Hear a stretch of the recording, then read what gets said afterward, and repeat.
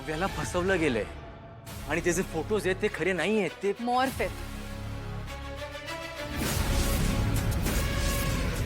सरळ दिसतंय आणि अशा बऱ्याच केसेस घडल्यात. आणि काव्या सुद्धा त्याचीच विक्टीम आहे. ताई, तिची काहीच चूक नाही यामध्ये. त्याने काय फरक पडतोय? त्या चारित्र्यहीन मुलीमुळे आपल्या कुटुंबाची बदनामी होणार आहे, हे तेवढंच खरं. चारित्र्य हे शरीराने नाही, स्वभावाने ओळखलं जातं. एखादा पुरुष जर एखाद्या बाईला वाईट नजरेने बघत असेल, तिचे खोटे आणि अश्लील फोटो तयार करत असेल, तर चारित्र्य त्या बाईचं नाही, त्या पुरुषाचं खराब आहे. ह्यात आपलीच काय, तिची सुद्धा बदनामी व्हायची काहीच गरज नाहीये. उलट ज्याने हे सगळं केलंय त्याची बदनामी व्हायला पाहिजे. शहाणपणा शिकवतोयस आम्हाला? तुझ्यापेक्षा ना जास्त जग बघितलंय, त्यामुळे तुझं हे ज्ञान माझ्या समोर पाजवू नकोस. आणि आमची इच्छा नसतानाही खांडेकर हे आडनाव लावलंयस ना, मग ह्या कुटुंबाच्या इब्रतीचा विचार. हे जे काही चाललंय ते तुझ्या बायकोच्या माहेरचा प्रश्न आहे, त्यांचं ते बघून घेतील. पद्मिनी काकू, खांडेकरांनी ओळख जरी दिली असली तरी बेलसरेंनी आधार दिलाय मला. आणि जेव्हा माझ्या कुटुंबावर संकट येणार असेल तेव्हा हा केदार देवकी दयानंद खांडेकर एक ढाल म्हणून उभा राहील.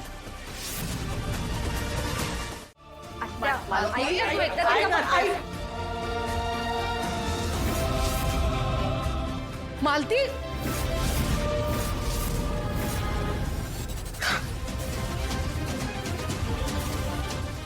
थांब, तू इथे काय करतीस? थांब, आत्या ताईने बाजूला हो, कळलं ना? त्या असं काही करू माझा आणि माझ्या मुलीचा प्रश्न आहे, तू मध्ये पडून. आत्या जे घडलंय ते चुकीचं घडलंय, पण तिला मारून काहीच होणार मग नाहीये. काय करू? सगळ्या चुका पोटात घालून डोक्यावर घेऊन नाचू तिला? आणि माझ्या मुलीला काय शिक्षा द्यायची ना याचे सल्ले तुझ्याकडून नको आहेत मला. तू बाजूला हो. आत्या, बाजूला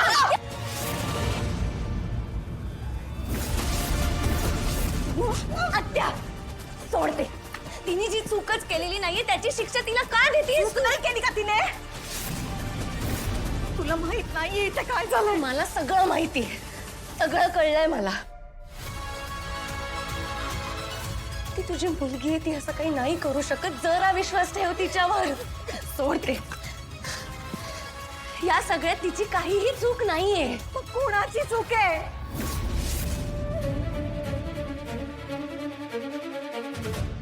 कशावरून बोलतीस तू हे? आत्या, ती तुझी पोटची मुलगी आहे अगं. एकदा बघ तिच्याकडे.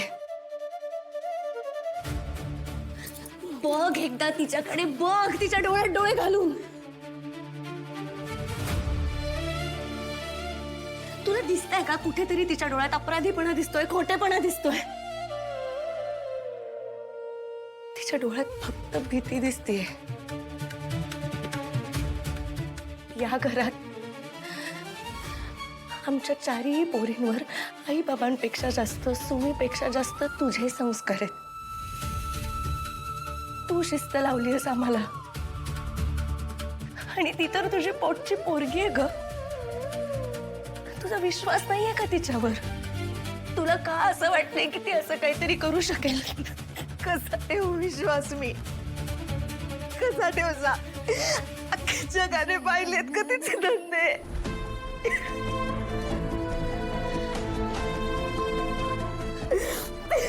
आत्या, आत्या शांत हो. आत्या अगं एकदा तिच्याशी बोलून बघ ना. तिचं काय म्हणणं ते तरी ऐकून घे, समजून घे. अशा वेळेला कुटुंबाने पाठीशी उभं राहायला हवं. एकदा तिचं बोलणं ऐकून तरी घे. काही बोलण्यासारखं उरलं नाही. तोंड काळ केलं तिने स्वतःच आणि आमचं. काव्या, मला माहितीये तू आता खूप घाबरलीस, तुला खूप भीती वाटतेय, पण ही वेळ खचून जाण्याची नाहीये, आवाज उठवण्याची आहे. काव्या, रडू नकोस. आत्ता ही वेळ रडायची नाहीये, लढायची आहे. तू जर आत्ता शांत बसलीस ना तर सगळ्यांना असंच वाटत राहील की ह्या सगळ्यात तुझी चूक आहे. आहे का तुझी चूक?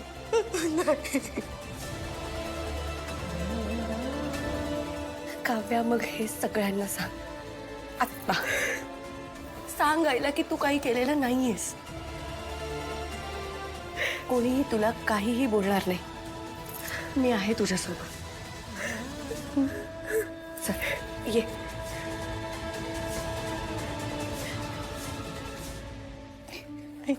ऐक ना, मी खरंच असं काही केलं नाहीये. ते अश्लील फोटोज माझे नाहीयेत ग आई. ते कोणीतरी इंटरनेट वरून काढले. आई विश्वास ठेव माझ्यावर, मी खरं सांगते आई, ऐक ना माझं. अगं पण ते फोटो खोटे ते फोटो. टेक्नॉलॉजीचा गैरवापर करून केलेले फोटोज आहेत ते. त्याला मॉर्फिंग असं म्हणतात. आणि ते कोणाच्याही बाबतीत घडू शकतं. ते कोणाचेही फोटोज असे एडिट करू शकतात आणि अगदी हुबेहूब खरे वाटतील असे एडिट करू शकतात. अगं मग हे आधी का नाही सांगितलंस आम्हाला? कारण तिला भीती वाटत होती. तिला असं वाटलं की आपल्या कोणाचाच तिच्यावर विश्वास बसणार नाही. आई, मी तुझी शपथ घेऊन सांगते, हे खरंच असं काही केलं नाही आई. ऐक ना, विश्वास ठेव ग माझ्यावर. आता तरी विश्वास ठेव ग आत्या. हे सगळं तिने केलेलं नाहीये. हे खूप मोठं षडयंत्र आहे जे काव्यासारख्या अनेक मुलींबरोबर घडतं. ह्या अशा साध्या मुलींनाही माणसं या अशा प्रकारच्या गोष्टींमध्ये अडकवतात आणि त्यांचं आयुष्य उद्ध्वस्त करतात.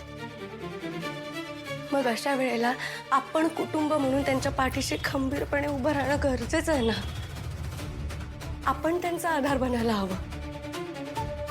या सगळ्यात तिची काहीच चूक नाहीये का. उलट तिला तर सगळ्यात जास्त आपली गरज आहे.